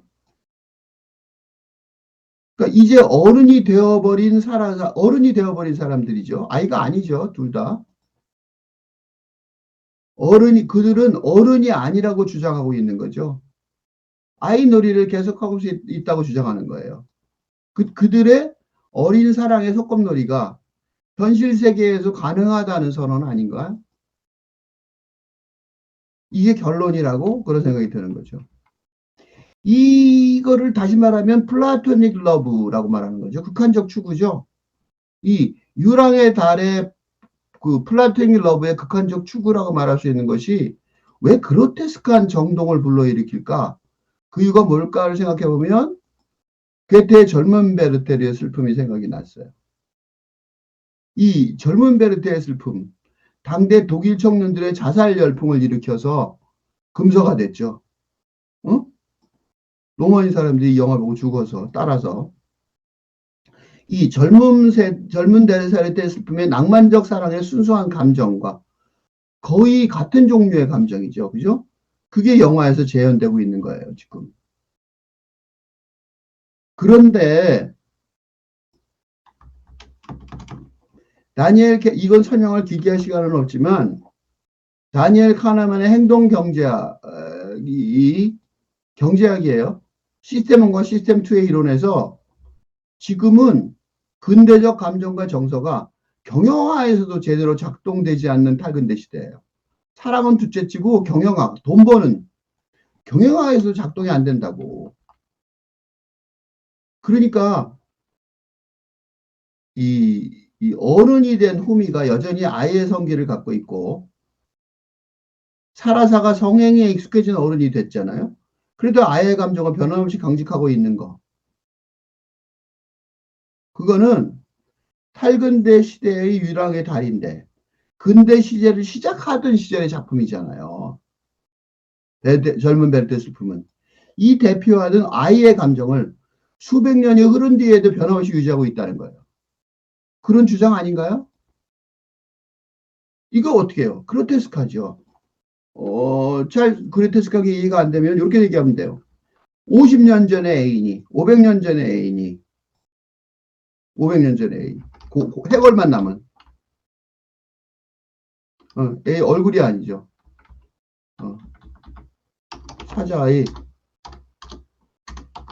문자의 해골 같은 이렇게 써야 되겠죠. 죽은 자의 해골 같은 노인의 얼굴을 한 상태예요. 해골이 나타나서 변함없는 아이의 감정을 고백하는데 그걸 동조할 수 있어요? 그걸 없다면 그로테스크하죠? 그로테스크한 느낌이 들 줄 아는 거 없어요. 피천득 선생님이 내가 어제 이 한국지 읽기에서 피천 선생의 글을 읽었는데 거기서는 얘기를 안 했지만 자신의 첫사랑을 또다시 피천 선생님이 첫사랑 또다시 만난 거 되게 유명한 얘기죠. 근데 그때 뭐라 그러냐면 또다시 만나지 않았다면 더 좋았겠다. 이거를 나는 피천 선생님이 선생님한테 마지막으로 배운 학부 때 마지막으로 배운 학생이라서 충분히 이해를 하는데 어느 수필에서 얘기를 하셨어요. 아마 그로테스크한 느낌이 들었을 거예요. 그 선생님도 이게 그렇게 고백한 정동이죠. 근데 관객이 이렇게 반응을 하게 했어요. 근데 이 영화를 만든 솜씨를 볼 때 이 감독이 이게 이상일 감독의 사고 실험이 아닐까라는 가설이 됐어요. 정말로 그걸 진심으로 생각한 게 아니라 사고 실험이 아닐까? 사고 실험. 이 사고 실험이란 단어 어디서 썼냐면 아인슈타인이 상대성 이론을 만들 때 그거는 과학 실험실에서 실험할 수가 없잖아요. 그래서 머릿속으로 실험을 해요. 그게 사고 실험이에요. 근데 그 실험한 걸 나중에 현실적으로 측정이 가능한 과학 실험이 나중에 돼서 입증이 됐는데 그런 것 같은 사고 실험, 머릿속으로만 실험을 해본 게 아닐까? 실험한 결과물이 아닐까라는 생각을 했어요. 그러니까 소아성애자라는 걸 생각해 보세요. 만나고 싶은 사람은 아니죠. 그래서 그거를 나도 그래피티를 커피 가게 건물 창문에 써죠. 그래서 후미를 폐각 추방하고 싶어하는 일반인의 정서죠. 쫓아버리고 싶잖아요. 그리스대 조개에다가 싫어하는 사람 쫓아버리면 쫓아놨잖아요. 그런 건 갖고 있는 것 같아요. 이상일 감독도. 근데 그 이상일 감독이 이 사랑의 탈근대성을 실험해 본 것 같아요. 그러니까 영화를 비롯한 예술 장르의 가장 중요한 도구가 낭만적 사랑이었잖아요. 이 근대적 감정과 정서가 중요한 건 얼마나 무기력해졌냐. 그걸 확인해 보고 싶은 것 같다는 거죠. 그러니까 동반 자살을 불러일으켰던 젊은 베르테르 실품 시대와 달리 언캐니하거나 그로테스크한 정도만 불러일으키게 됐다는 거예요. 사랑이. 그러면 탈근대 시대의 사랑의 정동을 어떻게 재창조해야 되는지, 어떻게 그럼 사랑을 새롭게 할 수 있지? 응? 그런 실험을 하고 있는 것 같아요. 그런 생각이 들었어요.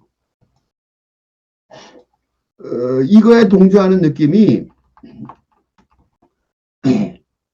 기후재앙 시대로 인한 제트기류의 약화로 한반도로 몰아친 영하 20도가 북극풍으로 가슴 아리기한 겨울바람이 부는 날에 영화를 보러 갔는데 1월 3일인가 음력 둘째 날인가 설날 다음날 굉장히 추운 날인데 그날 보러 갔는데 필자의 가슴을 아리게 하는 잠 못 이루는 밤을 선사했어요. 그 겨울바람처럼. 그런 고민을 느낀 거죠. 이상일 감독의 고민을. 나이가 나는 많은데 70의 나이가 말하듯 지금의 청년층과 달리 영혼의 동반자, 소울메이트, 낭만적 사랑의 이상을 믿었던 9세대여서 그런지 모르겠지만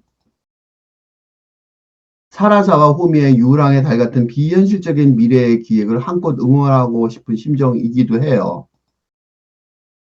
그렇지만 그런 일이 절대로 불가능한 세진 시절이라는 걸 잘 알고 있기 때문에 비판하는 거예요. 그런 일이 하면 안 된다는 거죠. 물론 페미니즘의 관점에서는 이 영화를 전혀 다르게 읽어야 해요. 남자 주인공이 호미가 아닌 여자 주인공 사라사가 유랑 선언을 하는 행위, 여자가 선언을 하죠. 는 여성적 자아의 독립주장을 강조하기 위한 것이라면 일본에서는 페미니즘이 거의 힘을 못 쓰죠. 일본 국내의 상황에서는 중요한 의미가 있겠죠. 그리고 생식기관이 불완전한 남자, 고자라는 사실이 이게 후미의 소아성의 성향을 용서하고 플라토닉 러브를 이상화할 수 있다고 믿는 남근 중심주의 사상의 병적으로 왜곡된 표현을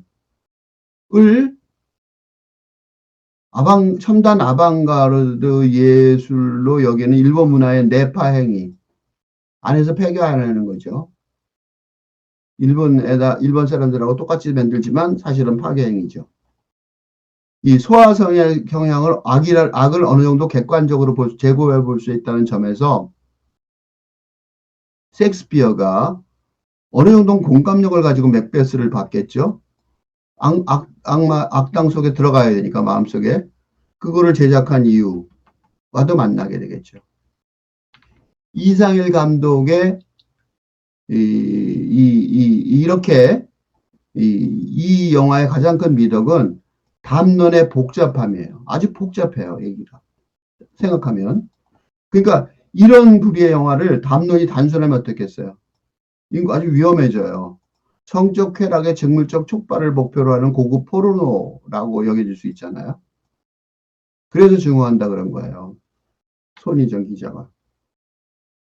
아방가르드가 아니더라도 예술작품에는 태생적으로 일상적인 상상력의 경계를 위반하고 파괴하는 매력이 있죠. 예술작품은 언제나 그래요. 그러니까 주체적 판단 능력이 부족한 소아들은 그렇죠. 그래서 소아성의 행위가 청사처벌의 대상이 돼요. 오르내를 갖다가, 그죠? 그러니까 유랑의 달에는 노골적 형행 제한 장면이 없어서 성폭에 저촉된 데거나 포르노 논란을 일으키지는 않을 거예요. 그러나 예술의 윤리 도덕적 측면에 관한 검토의 필요성을 충분히 일으켜요. 소아성애 등의 담론 자체가 이걸 말하는 것 자체가 기본적으로 기존의 윤리 도덕적 틀을 준수하지 않는 길을 선택했잖아요. 영화 자체가. 그런 의도를 충분히 있단 말이죠. 그러니까 살인사건이 나도 의도를 가지고 했냐 안 했냐에 따라서 정당방위의 무죄가 있을 수도 있고 사형이나 종신형에 해당하는 1급 살인죄로 기소될 수도 있듯이 이건 예술작품이잖아요. 예술작품에서도 제작 의도를 분별할 수는 없지만 이상일 감독이 분명히 윤리 도덕적인 논란을 의도한 건 분명하기 때문에 그래요. 이 영화는 사라사와 함께 사라사의 시점에서 소아성애자로 비난받은 후미를 옹호하고 있죠. 그러니까 사라사가 자발적으로 선택했는데도 아동 유괴 혐의로 처벌을 받았고 또 자기 어머니에게까지 버림받았던 후미가 법의 심판이나 SNS 등의 여론 재판을 추가적으로 받을 이유는 없어요. 그러나 그러니까 그럼 당연히 이 사람 불쌍하네라고 해야 되는데 후미가 유일하게 사죄하는 간호사 여성이 있었죠. 또 후미의 커피숍의 그라피티를 내용에 동조하는 청소년들이 있었는데 이런 사람들이 상식의 세계에 심정적으로 옹호하고 싶어졌어요. 이거 굉장히 이상한 감정이에요. 왜냐하면 이상일 감독의 이 영화 유랑의 달이 영화 애호가 필자에게는 아주 드문 경험인데 무슨 경험이냐면 왜 예술 세계가 아니라 일상의 세상을 자발적으로 옹호하게 하냐고. 그걸 왜 그럴까? 이걸 검토하지 않을 수가 없는데 두 갈래로 검토해 볼 수 있어요. 하나는 기존의 근대 사고방식의 뿌리 뽑던 상황. 그 자체가 끔찍하죠. 아포칼립스 같죠. 그럴 수도 있지만 또 하나는 보다 객관적인데 요게 내 논리인데 이 영화가 일상의 햇볕 아래에서는 존재성을 용납할 수 없는 어둠의 세상을 보여준다고 여기기 때문에 그래요. 어둠의 세상이 있다는 거예요. 이 영화 이 교수의 지금 영화 읽기 38 이건 예술평론이잖아요. 이런 쓰는 과정이니까 예술이 아닌 상식의 세계를 옹호하게 만드는 어둠의 세상을 숭배하는 컬트를 만드는 이상의 감독의 위반과 배신을 설명하려고 노력할 필요가 있습니다. 이상일 이게 유령의 달 대부분의 내용은 일본 베스트셀러 원전에서 나왔을 텐데 이 베스트셀러 원전에 대한 논의이기도 해요. 지금부터는. 그러니까 이상일 감독이 지금 이 영화에서 예술적으로 재현하는 소위 어둠의 세상을 숭배하는 컬트의 내용이라고 내가 정의했는데 이건 원전에서 나왔죠. 근데 원전의 핵심 내용을 파악할 수 있게 하는 게 유랑의 달에 나와요. 뭐냐면 여러 번 낭송된, 여러 번 언급된, 낭송은 2번 됐는데 언급된 포우의 시 언론, 나홀로예요. 언론이에요. 이 시에서 유랑의 달의 원전의 세계관의 한계를 파악할 수 있어요. 원전은 못 읽었습니다. 그래서 우선 이 영화는 이 포우의 시의 첫 부분, 그러니까 이 첫 2연 일부분만 중점적으로 인용해요. 2번이나. 영어 From childhood's hour, I have not been as others were. I have not seen as others saw. I could not bring my passions from a common spring. From the same source, I have not taken my sorrow. I could not awaken my heart to joy at the same tone. And all I loved alone. 어린 시절부터 난 남들과 달랐습니다. 세계를 남들처럼 보지 않았습니다. 내 열정을 같은 샘에서 기르지 않았습니다. 같은 원천에서 내 슬픔을 꺼내지 않았고요. 같은 가락이 내 마음을 설레게 하지 못했습니다. 내가 사랑한 것은 죄다. 나 홀로 사랑했습니다. 광명동 기자는 상식의 선에서 말하는 사람이 설명한 분이죠. 이 시를 다음과 같이 설명해요. 이 시에는 에드가 알렌 포의 언론이 등장한다.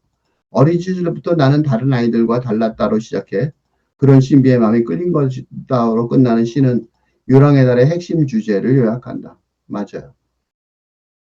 극 중에서 2번이나 반복되는 이 시는 다름에 대한 존중이 담겨 있다. 그리고 힘든 상황에 처한 주인공 애들에게 메리 올리버의 시 기러기도 울림이 크지 않을까. 다른 시를 인용했어요. 당신이 누구든 얼마나 외롭든 세상은 당신의 상상력에 자기를 내맡기고 기러기처럼 그대에게 소리쳐요. 격하고 또 뜨겁게. 정적지 삶을 살아야 하는 후미도 세상 만물이 이루는 가족 속에 자신의 자리를 마련하게 될 것이다. 라는 희망적인 얘기를 해요. 이 시의 부분은 후미가 유괴 혐의로 체포될 때 떨어지기 싫어서 발버둥 치는 어린 사라사에게 했던 말, 아주 중요한 말이 있었죠, 아까. 그러니까 사라사는 사라사의 것이야. 라는 문장과 공명을 하죠. 그죠? 바로 그 문장과 연결이 되잖아요.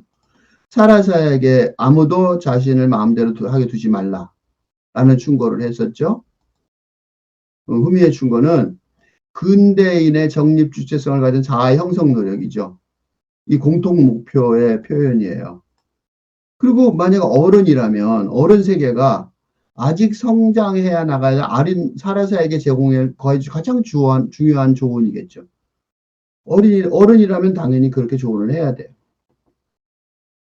그런데 문제가 이 영화 유랑의 달과 그 원전이 둘 다 똑같이 영화의 나머지 3년의 인용을 생략하고 있어요. 이게 굉장히 중요한 일이에요.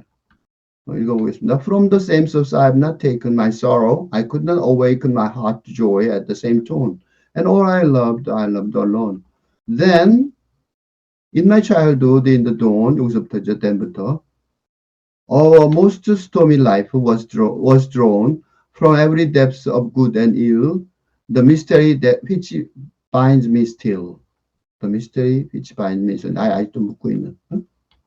From the torrent, or the fountain, from the red cliff of the mountain, from the sun that round me rolled in its autumn tint of gold, from the lightning in the sky, as it passed me flying by, from the thunder and the storm, and the cloud that took the form when the rest of heaven was blue, of a demon in my view.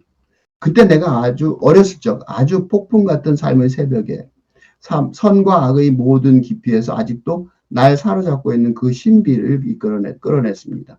급류나 샘에서 삶의 산의 붉은 벼랑에서 황금빛 가을 색조에서 내 주위를 휘돌았던 태양에서 날 스쳐 날아갔던 하늘의 번갯불에서 우레와 폭풍에서 그리고 나머지 하늘은 푸른데 내 눈에는 악령의 형태를 하고 있었던 구름에서 포의 첫 이연에서 제시한 독자 노선의 문제점, 응? 혼자 다 했다는 거예요. 그걸 궁극적으로 해결한 내용이 3년에서 결론으로 지시된잖아요. 그러니까 사라사와 후미, 유랑의 달과 그 원천에 이 포의 나의 문제의식 있죠. 나홀로의 문제의식을 요거는 사라사와 후미가 처한 환경, 난처한 상황과 동일시하고 있죠. 근데 뒷부분은 그 해결책을 탐색하는 지침을 제공한다고 추정할 수 있어요. 그러니까. 그죠? 근데 유랑의 달과 그 원전이 이 핵심 부분을 무시하는 것 같아요. 그러니까 엉뚱하게도 뭐라고 말하냐면 나랑 같이 있으면 어디론가 흘러가면 그만이요라는 유랑의 달을 닮은 사라사의 방랑선언에 바탕을 둔 거는 어둠의 세상을 숭배하는 컬트를 해결책이라고 보는데 이 유랑의 달의 원저자와 주인공들 특히 후미가 이 나홀로를 엉뚱한 방에서 읽고 있는 거죠. 두 번이나 낭송된 이 첫 부분을 다시 읽어보겠습니다. 다시 시를 읽어야 돼요. 그래서 잘못 읽었으니까. 어린 시절부터 난 남들과 달랐습니다. 세계를 남들처럼 보지 않았습니다. 내 열정을 같은 샘에서 기르지 않았습니다. 같은 원천에서 내 슬픔을 꺼내지 않았고요. 같은 가락이 내 마음을 설레게 하지 못했습니다. 내가 사랑한 것은 죄다 나홀로 사랑했습니다. 이 포이시가 말하는 바는 심리적인 외로움 또는 낭만주의를 대표하는 워즈워드시 나는 구름처럼 이렇게 떠돌아다녔다네 라는 에서 찬양한 I want the lonely as a cloud에 찬양했던 고독이 아니에요. 아니라고. 그게 아니라고. 이 공동체와의 정상성의 다름 때문에 외로움 어떤 문제가 계속 발생한다. 것으로 암시하는 게 광명동 기자의 해설인데, 그 유랑의 달의 원저자 후미도 그렇게 해석하는 것 같아요. 이 시를. 그러나 이 시의 내용은 전혀 그런 내용이 아니에요. 이 시는. 우선 전혀 그런 내용이 아니라고요. 우선 포의 마음의 자세는 다름으로 인한 외로움 때문에 전혀 괴로워하고 있지 않아요. 포는 당당하게 내가 사랑한 것은 죄다 나 홀로 사랑한 것이라고 선언하는 거예요. 그러니까 그는 어린 시절부터 나는 남들과 달랐습니다 라고 주장하면서 난 남들과 달랐어. 세계를 남들처럼 보지 않았다라고 말해요. 이때 남들은 누구냐? 근대적 세계관을 소유한 사람들이에요.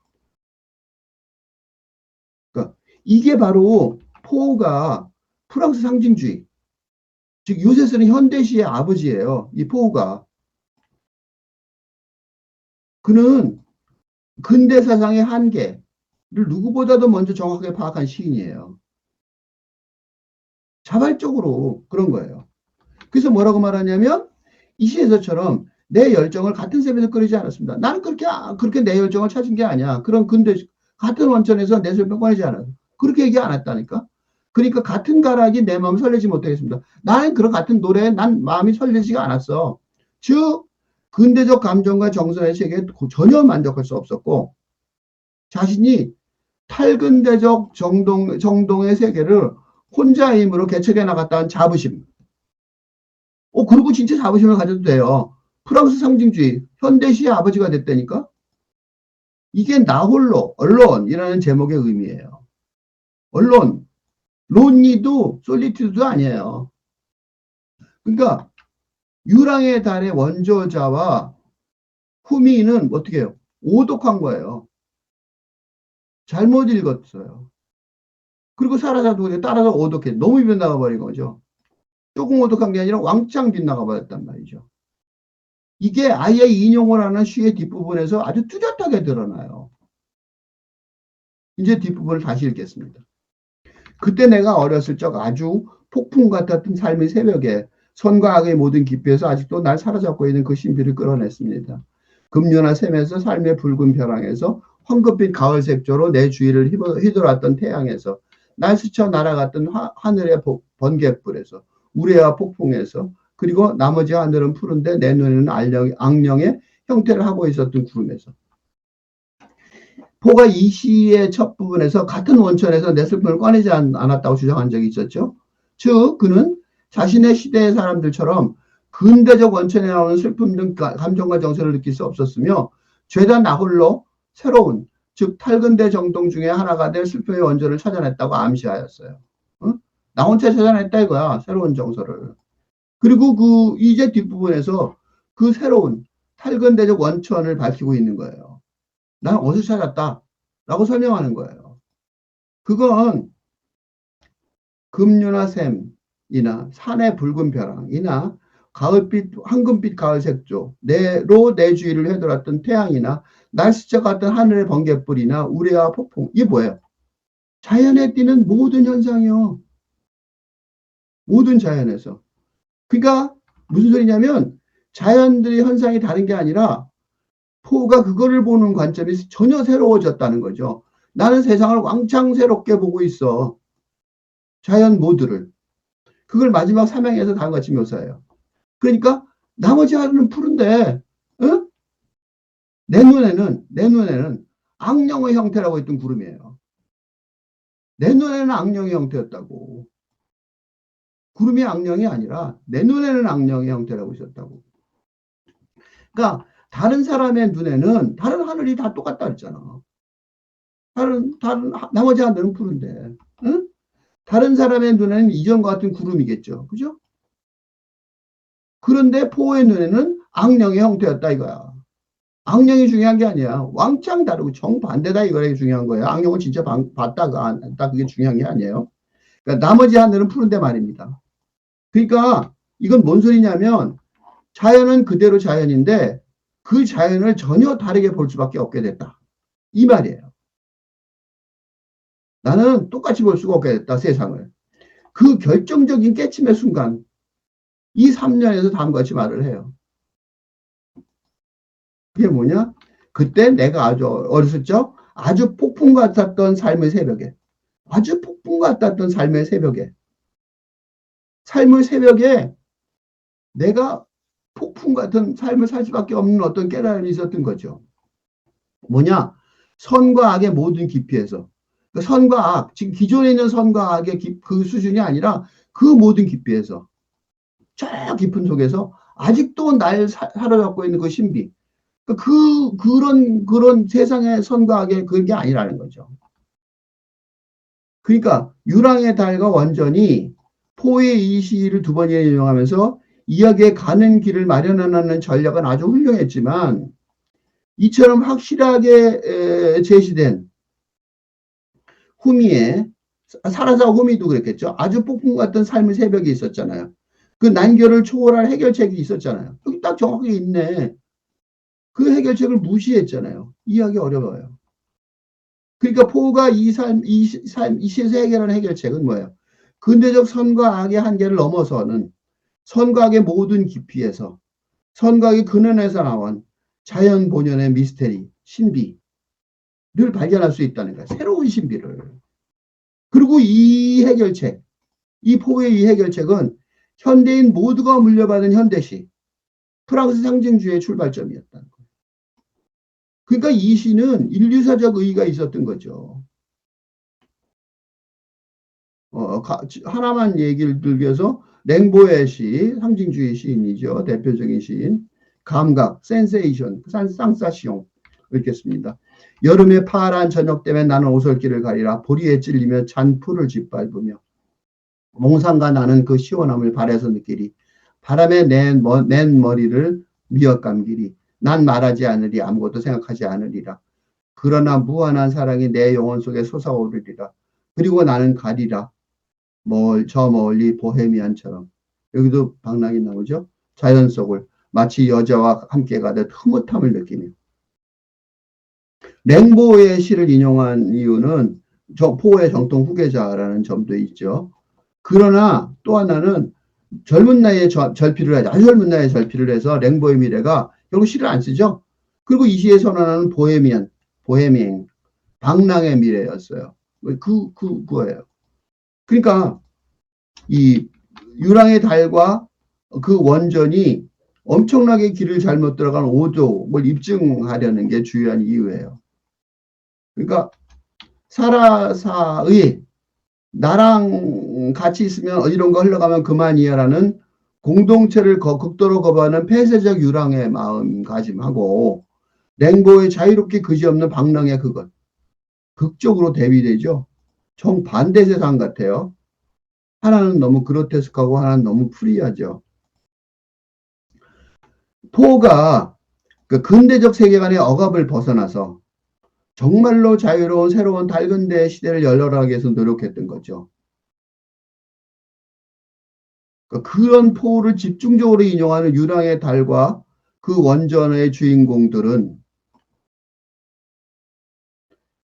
사랑 개인주의, 사랑 이기주의 방식으로 근대적 낭만적 사랑을 병적으로 고수하려고 분투하고 있는 것 같잖아요. 어떻게 정반대 대답을 하는 것 같아요. 이 영화가 이 미래의 악을 옹호한다고 비판하면서 이걸 시작하였지만 사실은 이장일 감독한테 찬사를 보내기 위해서였어요. 칼이 삶을 더 풍요롭게 하는 도구가 되기보다 최초에는 뭐가 됐냐면 적을 더 손쉽게 살해하는 무기로 진화했죠. 인터넷도 마찬가지였어요. 처음에 뭐라 그랬냐면 직접 민주주의든 공동체의 담론 형성을 향상시키기보다 처음에는 불법 비디오 유통의 도구가 됐죠.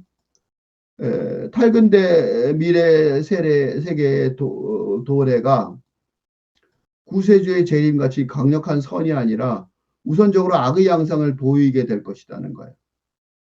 그런 이상일 감독의 견해에 동의를 할 수밖에 없어요. 약의 얘기를 할 수밖에 없을 것 같아요. 이상일 감독은 이 영화를 통해 사건 실험을 하는 것 같아요. 근데 이거는 통상적인 예술의 미메시스 이론에 역행하는 작업, 미메시스가 현실을 이렇게 복사한다는 거죠. 그래서 이 영화를 미메시스, 즉 사실의 반영으로 받아들일 관객이 걱정됐어요. 그래서 이 글을 쓰기 시작한 거죠. 그렇게 보지 마라. 미메시스가 아니다. 근데 이 글을 쓰려고 할 때 가장 망설였던 가장 큰 이유는 이 같은 논리가 이 영화의 오독이 될 수도 있는 거죠. 내가 왜 이렇게 오독 잘못 이거 읽냐 이렇게 말할 수도 있다는 거예요. 관객은 대개 감독을 믿죠. 그러니까 첫사랑의 남녀 주인공의 첫사랑 이야기 아주 감동적이니까 러브 스토리를 이걸 충분한 심리적 거리감을 갖추고 대할 거라고 예상하기는 어려워요. 그걸 나처럼 보다 말고 이렇게 화면에 틀을 볼 리가 없잖아요. 이 영화는 그러니까 개인주의적이거나 이기주의적인 애정이라는 악의 모습을 하긴 해서도 낭만적 사랑의 이데올기의 전통을 제대로 이해하지 못하게 할 미래를 온몸으로 느끼게 해요. 안타깝죠. 안타깝게 느끼게 해요. 그리하여 거꾸로 근대적 감정과 정서의 세계가 정말로 붕괴했고 아 진짜 끝났구나. 탈근대적 정동의 체계가 줄과에 되어 있다는 걸 입증시켜줘요.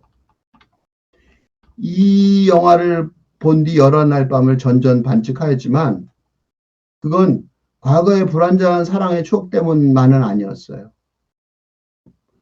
낭만적 사랑뿐만 아니라 인간 존재에 근본적으로 회의를 느끼고 있기에 다소 이상한 표현이긴 하지만 미래의 불완전한 사랑의 전망 때문이기도 하였던 거죠. 아, 앞으로 사랑은 어렵겠구나. 그러니까 이 영화를 본 뒤 여러 날 전전반측을 하지 않을 수가 없었던 거죠. 몸을 뒤척인 거죠. 유랑의 달에서 마지막 문장이에요. 이상일 감독이 불완전한 미래, 사랑의 미래를 선취하여 고민하고 있다고 할 수 있겠어요.